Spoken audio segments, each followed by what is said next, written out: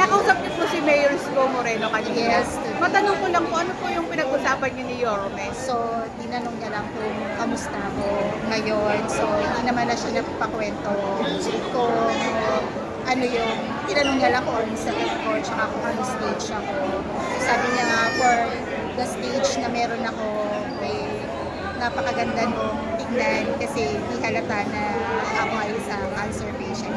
Yun. Sabi niya nga, ano yung kailangan ko matulong. So, sinabi ko naman is yung panggamot at saka sa CT scan. So, yung ibinigay naman ni Yorme will cover the cost for the whole year para sa gamot ko and the disease. So, thank you very much. Magkano pong halagang naibigay sa iyo ni Yorme? Ang binigay ko sa akin ni Yorme ay 100,000. 100,000 pesos po. Eh, na-agree naman din. Na gamutan ko. Pakilang po. To cover the year na gamutan ko. Eh, na-agree naman po ako sa sinabi rin ni Yorme. Ang ganda rin po ng aura niyo po. Sabi niya, hindi naman daw ako mukhang may sakit. Nagkataon lang na wala akong hair. Matanong ko lang po, kasi ang ganda po ng aura niyo. And ano pong masasabi niyo sa mga may cancer din po na patuloy na lumalaban o nanghihina po? Yun. So, I am a stage 4 ovarian cancer patient. For my cancer patient, they're out there. So, don't lose hope. Sabi naman talaga nila, laban lang. So, di ba, makakapag-decide lang naman ng life natin. Sa taas, wala na. Yes. Thank you. And lastly, ano pong nararamdaman niyo na may ganitong programa si Mayor Isko na kaagapay medical assistant at tumutulong sa mga batang Maynila at sa mga pangangailangan po nilang medical? It's really a good thing na at least yung mga pera ng taxpayer will be given to those who needed help. Yun, hindi siya napupunta for nothing. So it's a very, very good thing na lahat yun ay binigay sa tao din ng Maynila. And sinasabi naman po ni Yorme palagi, hindi niya kinukuha yung kredito. Yes. Sinasabi niya magpasalamat sa taxpayers' money at magpasalamat sa ating Panginoon. Since I am also a taxpayer, since nagtatrabaho pa rin ako kahit na ako ay cancer patient, so it's really a good thing na yung tax is napupunta sa dapat mapuntahan. Last message niyo po kay Yorme. Since nakausap naman ang kita, sinabi ko naman na yung tulong para sa mga Manila, so continuous na. It's really a good thing na isa ako sa natutulungan ng mga naibibigay ng taxpayer. Kasi sabi mo naman, pinabalik mo lang kung ano yung ibibigay ng taxpayer. So thank you so much for that. Mama, agree ka ba sa sasabihin ko, the best na mayor si Mayor Isko Moreno? Yes, kasi hindi naman siya ire-re-elect kung hindi naman siya best mayor for Manila. Thank you, ma'am. God bless po.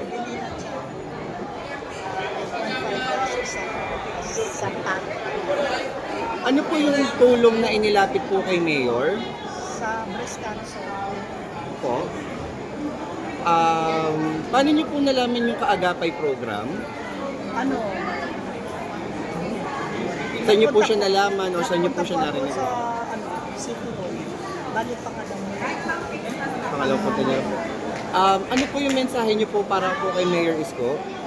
Salamat Mayor sa tulong mo. Bumaba pa ang buhay mo at marami kang matulungan pa na nangangailangan na katulad ko. Meron po ba kayo masasabi tungkol sa kaagapay program po? Ay salamat sa kaagapay program at ay dumami pa ang matulungan. Sige po ma'am, thank you po. Thank you. Ma'am, magkano pong halaga ang natanggap niyo po mula sa pamahalaang lungsod ng Maynila? 20,000.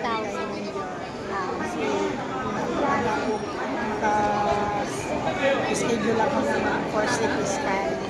Kaya thank you, Mayor. Okay, ma'am. Ano po yung pangalan nila at address po dito sa Maynila? Ako si Maria Salvacion Jeronimo. Nakatira ako sa 940 Bikini Street, Barangay 57, Pampaloc, Manila. Ano po yung tulong o ano po yung hiningin tulong po at inilapit po kay Mayor po? Ako po ay lumapit kay Mayor Isko Moreno na pampagamot ko kasi po ako ay may sakit na breast cancer. Breast cancer po daw. Tapos po, ano po yung mensahe niyo po para po kay Mayor? Ang mensahe ko po kay Yorme ay laking pasasalamat ko kasi may programang kaagapay na kanyang programa. Sobra-sobra pasasalamat namin lahat ng may sakit na kasi natutulungan niya. Ano po ba yung, paano niyo po nalaman yung Kaagapay program or ano po ang mensahe niyo sa Kaagapay program na lang? Nalaman ko ng programa sa Agapay sa aming chairman na si Chairman Regay Santiago po. Lumapit po ako sa kanya at then sinabi niya po sa akin. Po, salamat po. Maraming salamat! Ma'am, dagdag ko lang po, magkano pong halaga ang natanggap niyo mula sa ating Mayor Isko Moreno? Ako 15,000. 15, si nanay, 10,000. 10,000, napakalaking tulong. Yes, sobra. Yan. Salamat, ingat po. Morning, matanong ko lang po, ano pong nilapit niyo na tulong kay Yorme? Financial po kasi po ako ay nagagamot sa breast cancer. Breast cancer patient po. Magkano po ibinigay na tulong po sa inyo? 200,000. 200,000. Ma'am, ano pong nararamdaman nyo na merong ganitong napakagandang programa si Yorme na tumutulong sa mga batang Maynila sa kanilang financial, medical, etc. po? Siyempre po, masaya po kasi siyempre kapag may sakit ka, hindi mo alam kung saan ka pupunta. Kaso, pero salamat dahil may ganito kasi programa na hindi ko akalain na pagpapulungan kami kasi akala ko wala na kasi naubos na yung perang gamutan pero lagi binigyan ng pagkakataon para magpapulungan kami. Ma'am, ina-expect nyo po ba na ganyang kalaking pera ang ibibigay na tulong niyo? Actually, in-expect ko lang po mga 3,000 lang. Talagang magugulat ka talaga sa kabutihan talagang ibinigay ni Yorme. Ma'am, bakit po kayo naiiyak?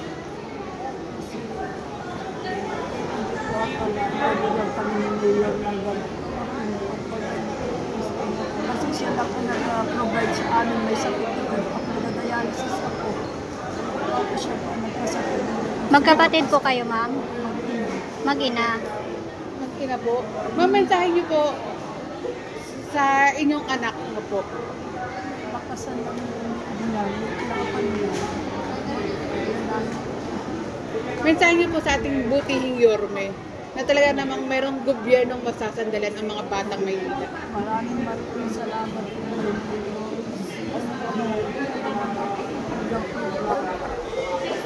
Ma'am, kayo po, mensahe niyo po kayo.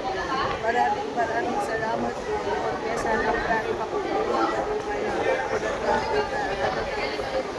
hirap na akala namin talaga alam ko yung walang pero sa magkakalayas talagang pinadama ko na yung nandiyan siya na handa siya tutulong sa amin. Ang gobyerno ng Maynila talaga ay naghahanap tsaka bumababa din sa mga batang Maynila. Sila na po naghahanap. Paano niyo rin po pala nalaman itong kaagapan? Barangay. Doon na aming barangay at sa pangalawan. Pakitbahay po namin. Andin po kami kung paano. Napakabilis lang rin po ng proseso ng pagpila rin po. Talagang diretso rin po na nakuha niyo yung perang halaga na kailangan niyo po. Salamat po. Salamat, ma'am. Pagaling po kayo. Hi ma'am, good morning po. Matanong ko lang po, ano pong nilapit niyo nagtulong kay Yorme? Medical or financial assistance po sa amin ng mag-ina po. Kasi nanganak po ako na 3 months. Nagkaroon po kasi ng eclampsia. Ma'am, ano pong nararamdaman niyo na meron ganitong napakagandang programa si Yorme ng Kaagapay Medical Assistance? Sobrang pasasalamat po na may mga ganito pong klaseng programa si Orme na hindi po kami nahirapan. Sobrang madaling daligan po talaga mabilis ang proseso. Kayo po, sir. Malaking bagay po yung nagugutan kami ng tulong sa oras na medyo kagipitan. No? Although meron kaming counting pang-settle, which is kulang po, eh malaking bagay po yung merong ganitong program. Kung saan niyo po nalaman pala itong Kaagapay?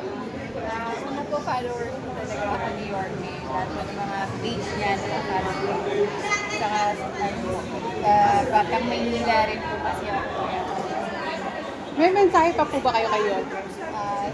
Sobrang salamat po Orme. Pagpatuloy lang po yung pagtulong sa mga kailangan po. At sa kayo po, para sa mga taxpayers, may pinatutunguhan po talaga ang mga tulong natin.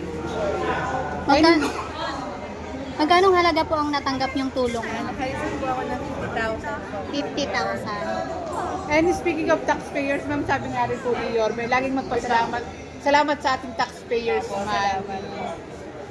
Kayo, sir. Ayun lang po, salamat po sa mga naging tulong. Malaking bagay lang po talaga. Hinga po kami ng konti sa tulong na naibigay.